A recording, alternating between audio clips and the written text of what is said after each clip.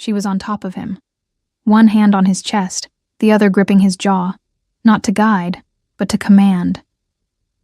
"You thought you were taking me," she whispered, voice steady. "But tell me, who's begging now?" He didn't answer. Couldn't. She hadn't stolen his body. She'd stolen the script. If this opening left your pulse just a little out of rhythm, like, subscribe, stay. There's more where that came from. I held my breath. Not because I was nervous, but because silence was easier to control than emotion. The attic was still.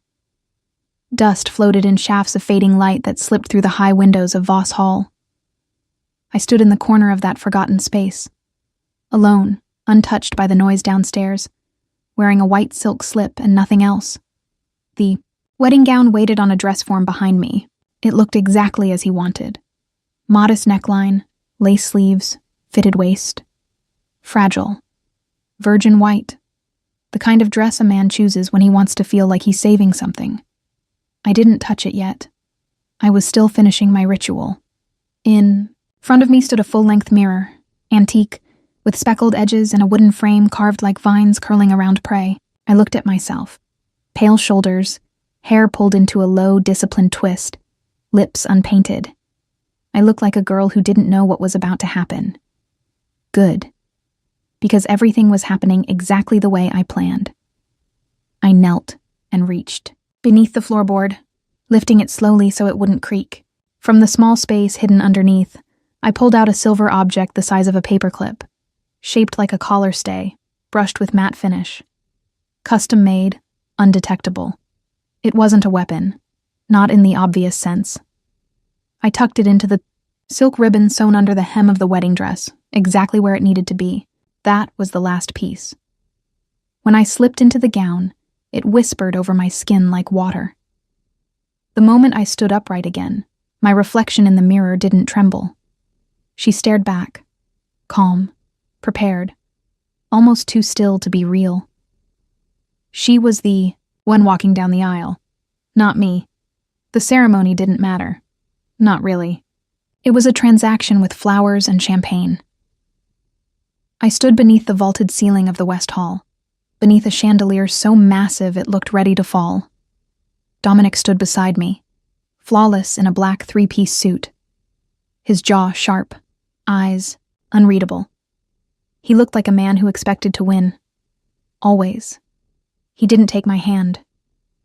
His fingers brushed against mine for the sake of appearance, but never fully closed around them. To him, I was a ribbon tied neatly around a deal.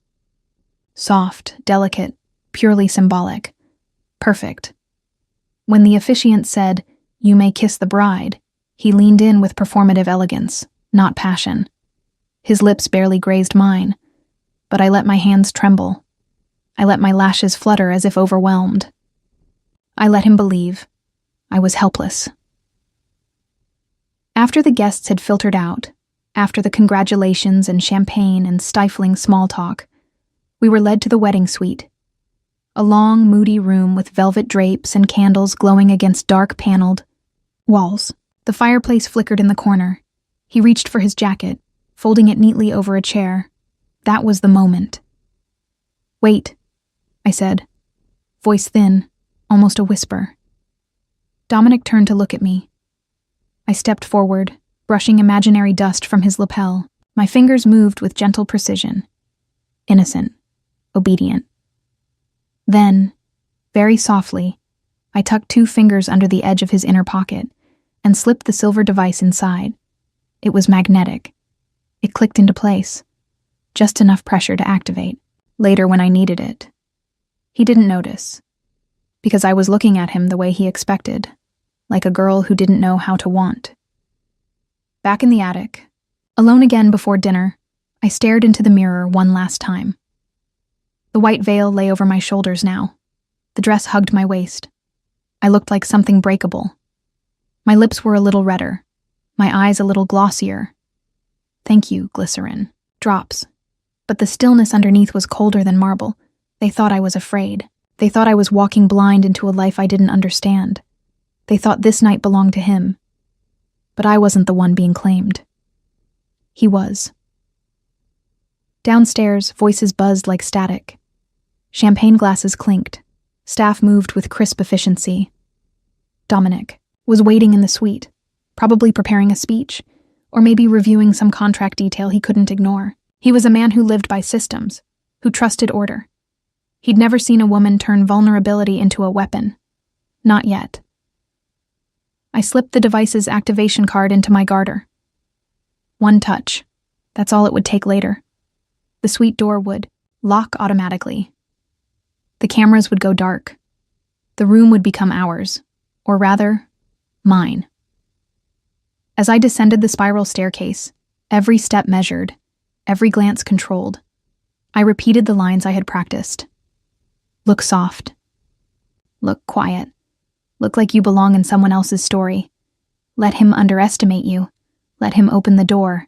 Let him fall in love with the lie.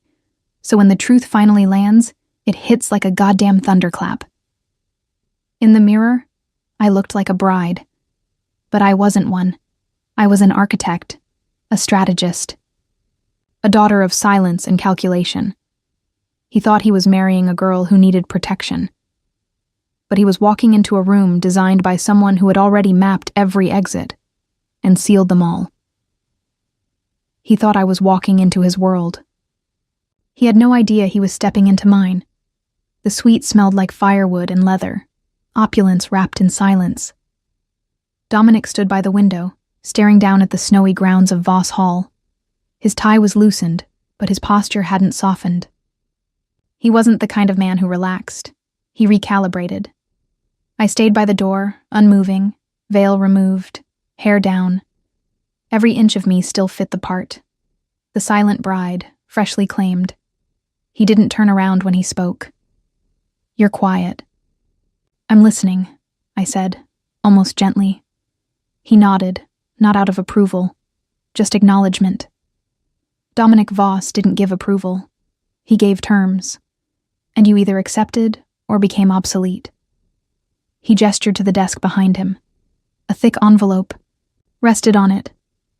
"Your copy," he said, "in case you want to reread what you signed." I walked slowly toward the envelope. Not too quickly, never eager. Just enough hesitation to reinforce the idea that I might be intimidated, that I was overwhelmed, that this was all too much for me. He wanted to believe that, because it made him feel safer. The prenup was elegant in its cruelty. 8 pages of legal choreography spelling out how this union would work. I would not interfere in his business affairs. I would not touch his assets, digital or otherwise. I would fulfill my role as spouse in public functions and maintain conduct appropriate to the Voss brand. Any deviation would result in annulment without settlement. The final clause was my favorite. Tucked neatly in the last paragraph, a polite little bullet point. Subject to amendment if both parties agree in writing. I had added that one myself. Quietly, weeks ago, through his lawyer. Disguised in language Dominic wouldn't bother to question, because it was hidden in the part of the document he never really read. The part about mutual goodwill. I knew he wouldn't question it. Men like Dominic never think the girl in white can play dirtier than they do. He finally turned to look at me. His eyes flicked from my face to the papers, then back. "Still sure about all this?" I let the silence stretch, then, "Are you?" That made him blink. Just once. Then he smiled. It was the kind of smile that made people nervous, polished, slightly amused, utterly unreadable. I never do anything I'm unsure of. Liar. I walked to the desk, picked up the pen beside the envelope, and twirled it between my fingers, like a girl stalling for courage. Then I pressed the cap back, in place, and set it down carefully. "What happens now?" I asked. I already knew, but I wanted to hear it from him. I wanted to hear how he imagined this script playing out. He leaned back against the desk, arms crossed, like a man explaining policy. "Now we establish trust, routine, boundaries. You'll have a calendar, Public appearances, travel, press. We'll avoid anything theatrical. I don't like drama. You'll learn that. I smiled. And intimacy? He cocked an eyebrow. That's up to you. No obligation. But I'm not in the habit of chasing. If you want me, you'll let me know. My fingers curled just slightly. I'll let you know. He walked past me toward the side cabinet, poured himself a bourbon, and added nothing to it. No ice. No apology. There's a car for you tomorrow. To the city. You'll have staff. A stipend. You can keep working if it's something quiet. Nothing public-facing. Image matters. I work in a library, I said. Quiet is the job. That made him glance at me. Curious. A flicker of something behind his pupils. You read much? Only what I want to remember. He took a slow sip. Then he said something that wasn't meant to cut, but did, beautifully. You don't need to remember anything anymore. Now you just get to exist. I smiled, but only on the outside. Now I just get to exist. That was it, wasn't it? The real reason this man had picked me, out of all the polished women who had tried to claim his time. I wasn't loud. I wasn't ambitious. I didn't ask for things. To him, I was a soft room he could walk into without resistance. A place to put his sharp edges when they got tired. Too bad he had no idea this room was lined with mirrors, and every move he made I was already watching from 10 angles. When he stepped out to take a call, someone named Foster, security detail, I picked up the contract again, flipped to the back page, ran my finger over the clause I had inserted. Subject to amendment. Not tonight. Not yet. But eventually this document would fold into something else entirely. That night, I lay in the center of the enormous bed with my back to him. We didn't touch. We didn't speak. But I knew his breathing pattern, his movement, the slight tension in his spine that betrayed he wasn't sleeping. I could feel the calculation radiating off him. He thought I was too small to be a threat, that I'd fold neatly into the space he built for me, that he had just acquired something, manageable. He had no idea he'd just invited an architect into his house. He handed me a contract, thinking it would define our story. I read it and smiled, because I already knew how it would end. The door closed behind him with a soft metallic click. He turned the lock with a casual flick of his wrist, assuming wrongly that he was the one in control. The suite glowed, with low amber light. The fireplace crackled. Candles lined the mantel in measured symmetry. The air was thick with cedarwood, bourbon, and heat. I was sitting at the edge of the bed, still in the gown. I hadn't undone a single button. He stood by the door for a beat, taking me in. You're still dressed. I didn't know if I was supposed to wait, I said, voice light, uncertain, almost breathless. He tilted his head. The corner of his mouth moved, not quite a smile. More like possession disguised as charm. You don't have to do anything you don't want to do. He crossed the room slowly, removing his cufflinks. Every movement deliberate, precise. The man did everything like he was being watched. Even when he thought he wasn't. I kept my eyes low. Let the silence stretch. I whispered. He froze. It was the first time I'd seen him hesitate, the smallest stutter in his breath. His hand paused midair, just above his belt. Never? I nodded, eyes wide, still not meeting his. He stepped closer, slow now, almost careful. You're telling me this on our wedding night? I didn't want it to change things, I murmured. I didn't want you to think I was fragile, a lie inside a lie. He ate it up like gospel. It doesn't change anything, he said softly. That was the problem. He moved closer. His fingers reached for the first button of my gown. I exhaled, shakily, timed to perfection. A tremor in my shoulders. A slight pull of my hands toward the edge of the bed, like prey retreating into itself. But I wasn't prey. He leaned forward, brushing his lips near my collarbone. His hand settled at my hip. That was when I moved. Just slightly. Just enough. I leaned in, whispered into his neck. "Can I touch you first?" He didn't expect that. He froze again, then nodded, just once. I brought both hands up to his chest, palms flat and pressed gently.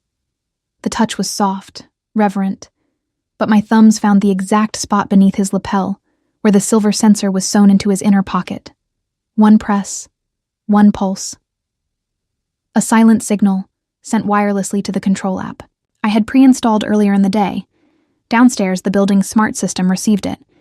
It executed the routine I'd programmed 2 weeks ago under a false admin name: lock the suite door from the inside, disable external camera feeds for this room, redirect power away from the alarm override.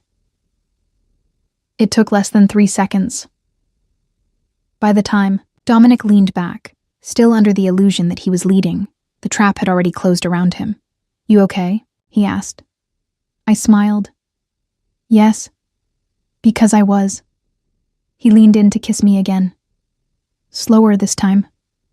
More careful. I let it happen.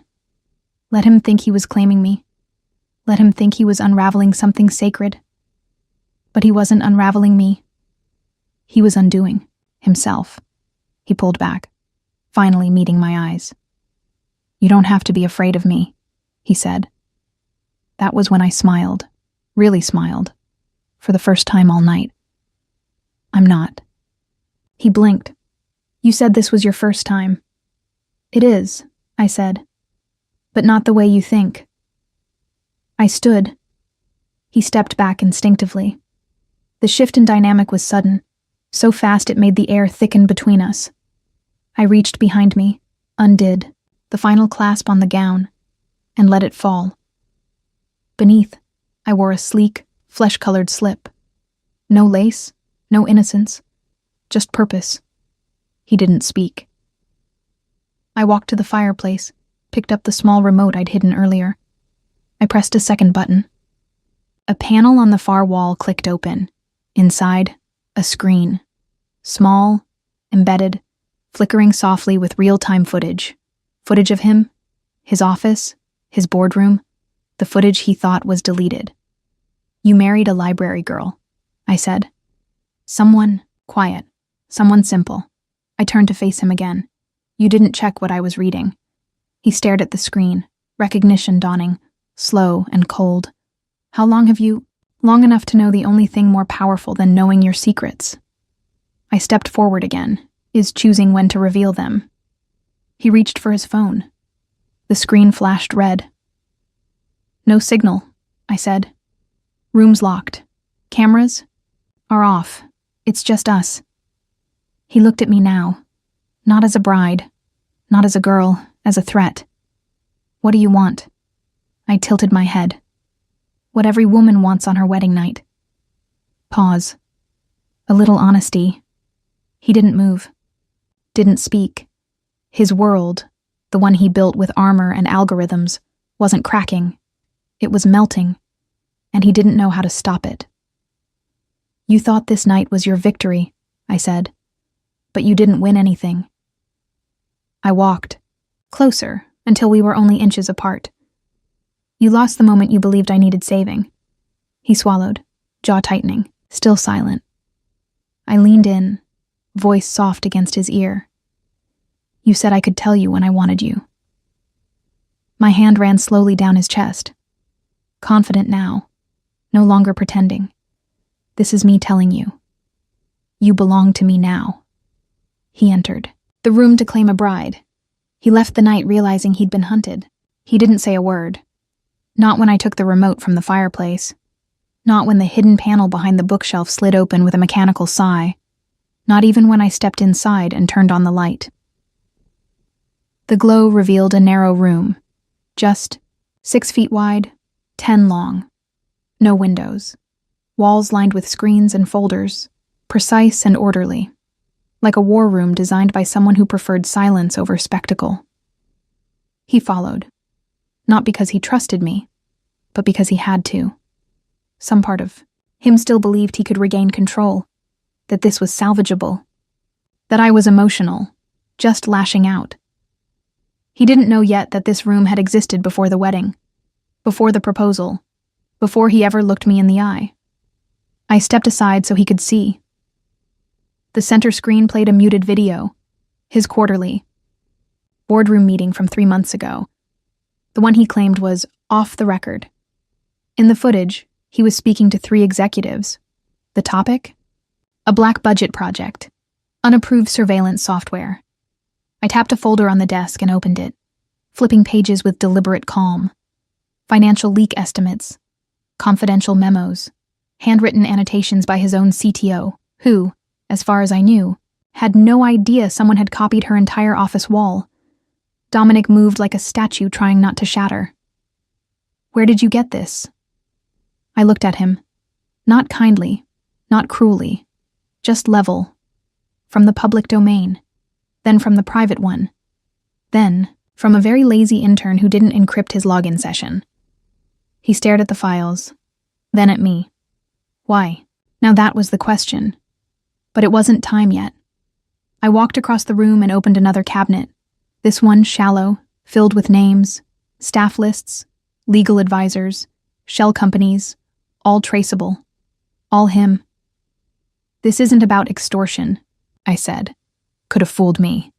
His voice was sharp, but quiet, still composed, still clinging to the idea that I was playing high-stakes poker. But I wasn't bluffing. I wasn't even playing the same game. I turned to face him. "You don't remember her, do you?" He blinked. "Who?" "Frances Marsh." Silence.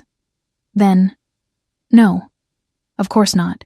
She worked at Eastbrook Law School, head librarian, 15 years, perfect record, no scandals. Until 1 month after your firm installed a beta security platform, without authorization. You called it a stress test." I didn't blink. The system flagged students. Surveillance was activated. Privacy laws were broken. She took the fall. His mouth parted slightly, but no sound came out. "You said, on record, if someone got fired from a test, they weren't essential to begin with." Now he was staring. She was my aunt. He stepped back, half a step, barely visible. But I saw it. She didn't survive the fallout. She lost her job, her pension, her name. She died 3 months later. Still, he said nothing. Because there was nothing to say. You can't apologize for something you don't remember. That's what made it worse. I walked back to the desk and opened the final drawer. Inside was a single envelope. I slid it toward him. No threats inside. No money demands. Just a copy of the report that cleared her. Quietly. After her funeral.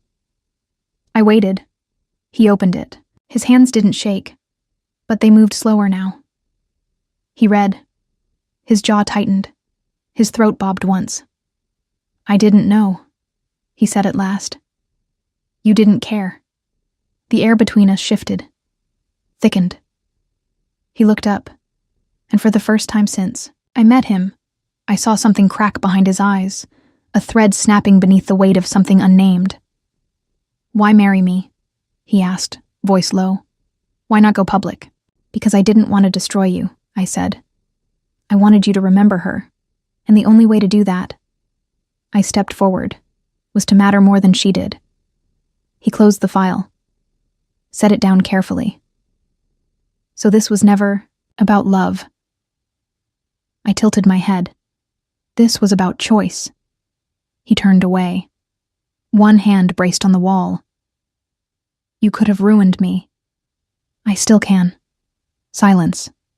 "But I won't." I walked up behind him, close enough to feel his breath slow, close enough that he could feel my restraint.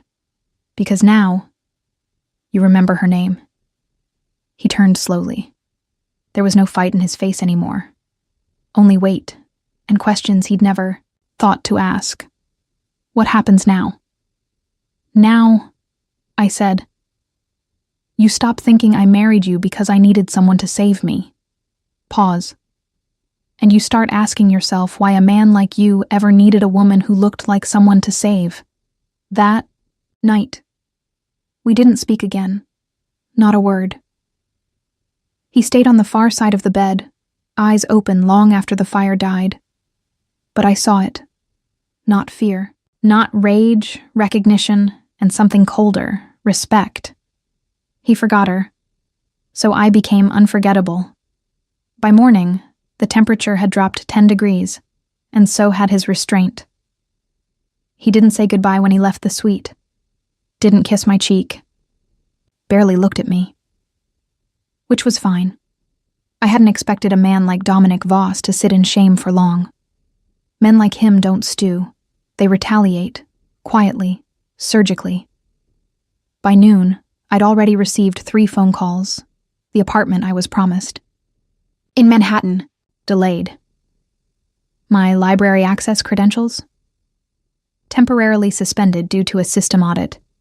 My stipend card? Flagged for irregular activity. It didn't take a genius to connect the dots. I didn't bother answering any of the calls. Already knew the pattern. He was probing the edges. Testing how much pressure I could take before bending. A normal girl might have panicked. Called him, apologized, tried to fix it. I did none of those things. I made tea. By evening, his assistant, Jessica, called. Her tone was smooth, professional, and very slightly weaponized.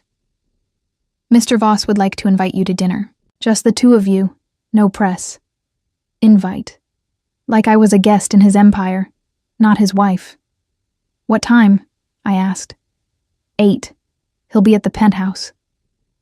At 7:56 p.m., I walked into his world wearing a charcoal gray silk dress with no sleeves and no back. Clean. Unthreatening. Elegant enough to say, I'm not broken. I'm just thinking. He didn't greet me. He was sitting by the floor-to-ceiling window, whiskey in hand, city lights bleeding behind him. He looked tired in the way powerful men hate to be seen, tired not from lack of sleep, but from being wrong. You didn't answer my messages, he said, not looking at me. None of them were questions, I replied. He let out a short, humorless breath. You think you've won something. I walked to the table and poured myself water. I sat without waiting for permission. I didn't marry you to win. Bullshit. That was the first time he cursed in front of me. Interesting. You planned this, he continued, down to the second. The software, the files, the bedroom, that speech. It wasn't a speech. It was a fucking performance. Everything is, I said, looking him dead in the eye. You just didn't know you weren't the one directing it. He stood and crossed the room in 2 long strides. You broke into my system. You violated my security. You could go to prison. I could. So why haven't you? I set my glass down. Because I haven't given you a reason yet. He stared at me. You want money? No. Power. Already have it. Then what? I stood slowly. Closed the space between us. I want you to understand what it feels like, to doubt everything you thought was safe. Pause. I want you to live in a world where I am the variable. His jaw worked, but he didn't speak. I could see him calculating, still trying to find the seam in my logic, the glitch in the matrix.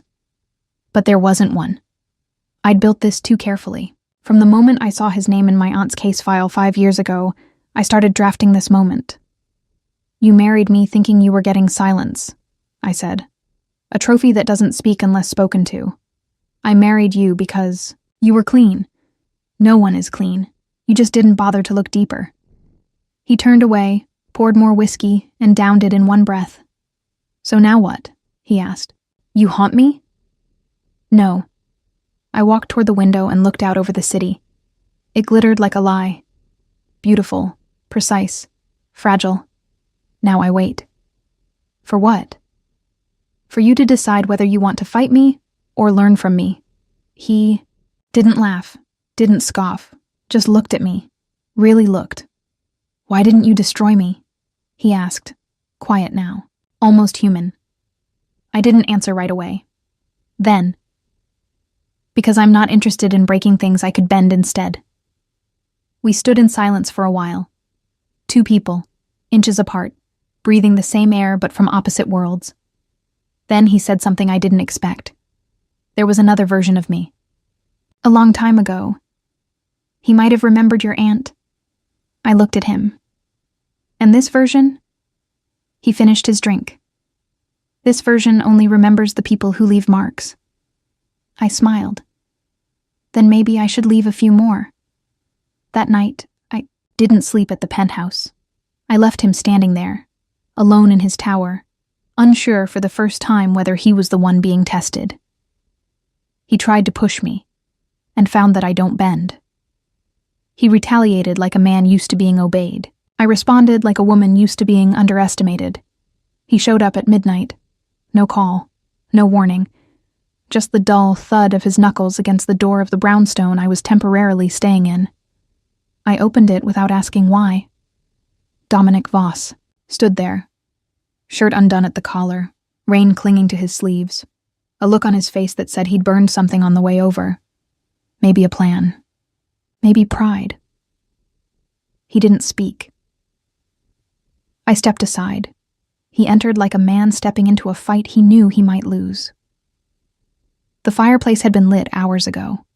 The room was warm and low-lit, the only sound the hiss of logs shifting under flame.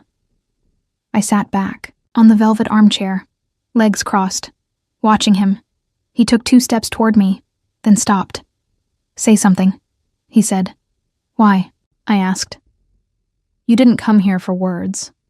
He stared, breathing hard. "You think this is about control," he said. I smiled. "Isn't it?" And then he moved. Quick, controlled, not angry, but intentional. His hand gripped my jaw, not cruelly, but firmly. Enough to lift my face to his. Enough to remind me that he was still trying to read me, to feel who had the upper hand. I let him. His thumb traced the edge of my mouth. "You make me forget myself," he said. "I don't know if I want to break you or kneel. Why not both?" I whispered. And then I kissed him. Or maybe he kissed me. It didn't matter who moved first. It only mattered that we both stopped thinking. He pulled me from the chair with one hand, spun me into him, and kissed like a man who didn't ask for permission, because he didn't need to. And I kissed him back like a woman who gave it only when she'd already won. Clothes fell in pieces. His shirt ripped down the middle. My doing. My nails raked across his back, not from passion but from claiming. His breath hitched. He lifted me like I weighed nothing and carried me to the rug before the fire. I didn't tremble. I guided. He pinned my wrists above my head, but only for a moment. Then he let go. I rolled us, slid over him, chest to chest, thigh to thigh. He froze, not because he didn't want it, but because he didn't expect me to take it. His hands found my hips, but I stilled them. "Don't move," I said. He obeyed. Just like that. His pupils dilated. The mask of command slipped. "You're not scared of me," he breathed.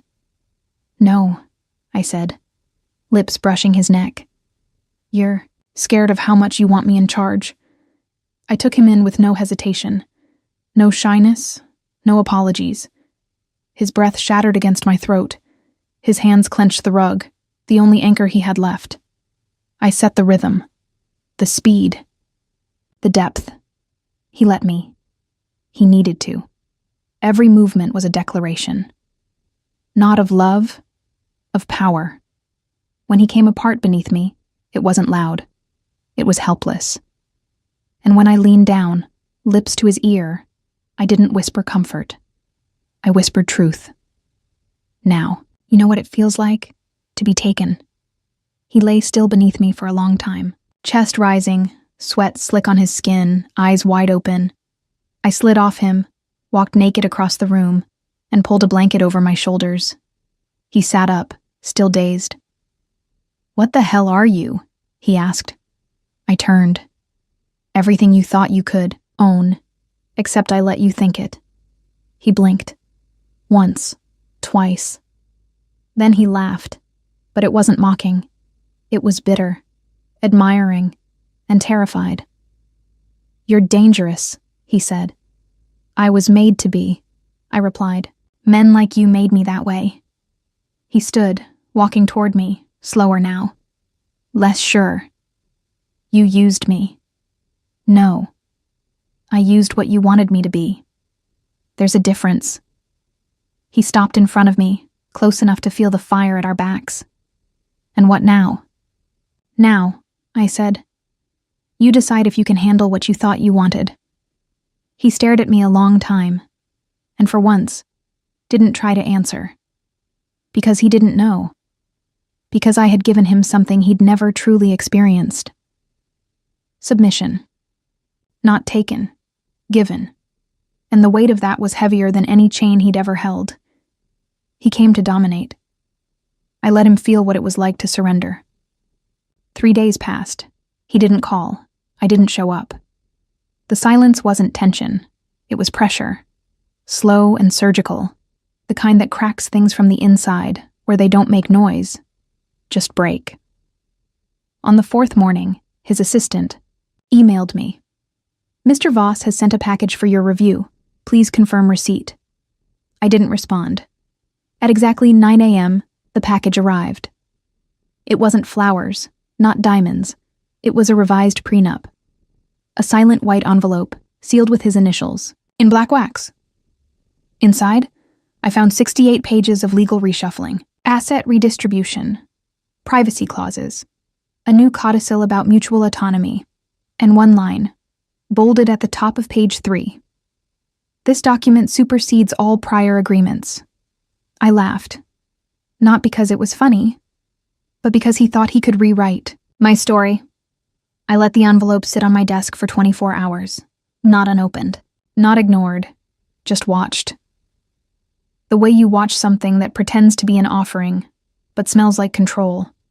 He was still playing by his rules, still trying to regain footing, still believing this was a game of power.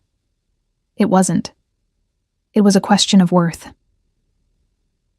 On the second night, I wrote my own document. It was 5 pages long, not 68. Simple, precise, clean. It didn't ask for money. It didn't ask for forgiveness. It asked for nothing but truth. The document clause. 1.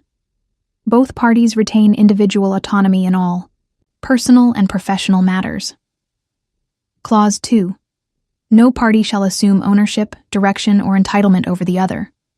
Clause 3. Either party may end the arrangement at any time, without justification and without penalty. Clause 4. Love, if it arrives, must be declared without expectation. Clause 5. If either party breaks these terms, the other is free, forever. I printed it, signed only one side, left the other blank. Arrived at his office at 6:43 p.m. No appointment, no warning. The receptionist opened her mouth to stop me. I didn't slow down. His office door was unlocked. He looked up when I entered. No surprise, just fatigue worn like a suit. I was starting to think you wouldn't come, he said. I wanted you to think that. He closed the file on his desk. Waited. I placed the envelope in front of him. This is the only version I'll sign. He didn't touch it. Do I get to read it? You get to feel it. He opened the envelope slowly. His eyes scanned fast. He'd been trained that way. A man used to spotting traps in fine print. But there were none.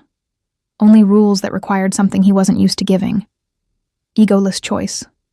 He stopped at clause 5. Read it twice. You'd leave if I broke this. I wouldn't blink. Even. Now? Especially now. He leaned back, looked at me, not with calculation, not with resentment, just undressed. No mask, no armor, no Dominic Voss, CEO. Just a man realizing he was no longer feared, and maybe didn't want to be. You terrify me, he said softly. I tilted my head. That's not my goal. Then what is? I want to see what you are when you're not in control. He held the paper between two fingers. You think this makes us equal? No, I said. It makes us honest. And if I sign, then I'll stay.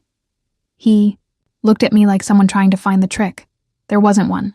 Just a woman offering her presence as a privilege, not a guarantee. He signed, not with flourish. Not with pride, just quiet ink on paper. Then he handed it back. I don't know how to do this, he said. That's the point, I replied. Before I left, I turned in the doorway. This was never about ruining you, I said. If it had been, you'd already be done. He nodded. Then what was it? I looked at him for a long time. It was about making sure that if I ever chose to love you, it wouldn't be because I forgot who I was first. That night, he didn't follow me. He didn't try to call. He just let me go. And that was the most powerful thing he'd done yet. He thought power meant control. I taught him it meant letting go. And still being chosen. The first snowfall of winter came quiet, like it didn't want to be seen. It dusted the sidewalk outside the New York Public Library in soft silver. Tourists pulled out their phones. A little girl caught a flake on her tongue and laughed. Inside, I was shelving a stack of books I'd already read twice. Rereading was a habit I never shook. Not because I feared forgetting, but because I liked knowing what came next and still feeling it anyway. That's the thing about stories. Even when you know how they end, the choice to feel is always new. He showed up just after 4. No suit. No security detail. No performance. Just Dominic Voss, in a long black coat, holding a small paper cup of coffee like he didn't know what to do with his hands. He looked like someone who'd stood in front of a mirror too long before walking out the door. I didn't speak. Neither did he. He walked slowly between the rows, stopping 6 feet away. The silence between us wasn't heavy. It was open. Is this where you come to hide? He asked, voice low. No, I said. It's where I go when I don't want to perform. He nodded, eyes scanning the books behind me like he needed somewhere safe to rest them. I read your contract again last night. It's not a contract, I said. It's an exit door. With conditions. Only one. Truth. He took a step closer. I've lived most of my life asking one question, he said. How do I keep what's mine? And then I met you. And the question changed. I raised an eyebrow. To what? How do I deserve something that could leave? I didn't smile. Didn't move. This wasn't a moment to soften. It was a moment to let him stand in the stillness and not break. He took a breath. I don't want to be owned, he said. Not anymore. Then stop trying to own. He reached into his coat pocket and pulled out a piece of paper. Folded, creased. He handed it to me. It wasn't typed, not notarized, not something his legal team had, pre-approved. It was a letter, in his handwriting, uneven, slanted slightly right. I unfolded it. Read slowly. I don't know if I love you yet, but I know I don't want to control you. I want to stand next to you, not in front of you. If you ever choose to come back, I'll be home. But if you don't, I'll still remember you as the woman who taught me what a real invitation looks like. No pressure, no possession, just permission. When I looked up, his eyes were on mine. No defense, no fear. Just a man who'd stopped trying to hold everything, and finally opened both. Hands. You don't have to say anything, he said. I just wanted to give you the choice back. I stepped forward, close enough to smell cedar and wind, and the faint, stubborn trace of cologne he always underused. Dominic. He looked up, held the letter gently between us. This isn't a declaration. No. It's not a proposal. I know. Pause. It's the first thing you've ever handed me that didn't come with a grip. He nodded, just once, and I smiled, not because I was in love, not because he earned it, but because he didn't expect it anymore, and that finally, made it safe to give. I stepped beside him, not into his arms, just beside, and whispered, "I'm not coming home with you tonight." "Okay, but I might tomorrow." "Okay." We walked out together. No hands, no kiss, no performance. Just two people who had finally stopped trying to win and started choosing instead. He called me his possession. I made him my invitation. And in the end, we both walked, free, and side by side. If this story pulled you in, even for a breath, don't forget to like, share, or hit that subscribe button. More twists, more power plays, more women who aren't what they seem are waiting. Stay close. The next move is hers.